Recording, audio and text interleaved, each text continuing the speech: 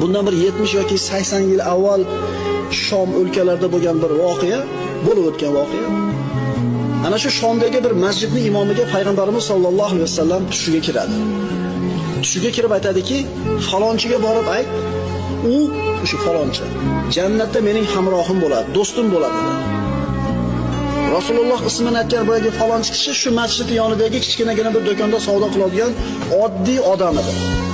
Bu haligi avf qilish, kechirib qo'yish, aybini yopib qo'yishlik masalasiga taalluqli bir amaliy misol. Imom Rasululloh tushida aytgan boyagi kishini uyini topib bordi, eshigini qoqdi. Haligi odam chiqdi. Birodar dedi, menda sizga Rasulullohdan bir bashorat bor dedi. Shu asrimizda bo'layotgan narsa. Faqat Robbiz bilan siz o'rtangizda qanaqa sir bor edi? Shu sirni aytsangiz, men sizga bashorat aytaman.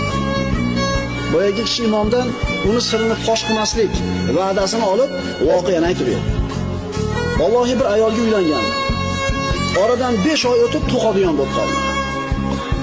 Ya'ni bu ayol menga kelguncha oyog'i toyilib, fahshga yo'l qo'ygan edi. 5 oyda tug'adigan bo'lib qoldi. Mana endi uni sharmandasini chiqarib taloq qilishim mumkin edi. Ammo Alloh taolo uni meni qo'lim bilan isloh qilishini xohladi. Chunki haqiqiy tavba qilganini tushungan edi. Doyan olib keldim, bola tug'ildi. Ertasi kuni namozga chiqarkanman, imom quloq qoqqanida namozga bolani ushlab tashqarida turgan edi. Hamma kirib ketdi. Imom Alloh akbar deb farzga quloq qoqdi. Bolani hech kimga ko'rsatmasdan masjidning tashqarisiga qo'yib, kirib imomga ergashdi. No sirni yopishni ko'ring. Namoz o'qib bo'lganimizdan keyin bola yig'lashni boshladi. Hamma yig'ilib atrofida jamlanib ketdi. Kim ekan, kim ekan? Men ham hech narsani bilmagandek bordim. Nima ekan bu deb so'rasam, qara, birov bolani tashlab ketib shu yerga dedi. Menga beringlar shuni dedi. Menga beringlar, men boqib olamiz buni dedi. Ko'tarib olib borib, onasining qo'liga topshirdi. Qo'ni-qo'shnilarning oldida boqib olingan bola bo'lib qoldi.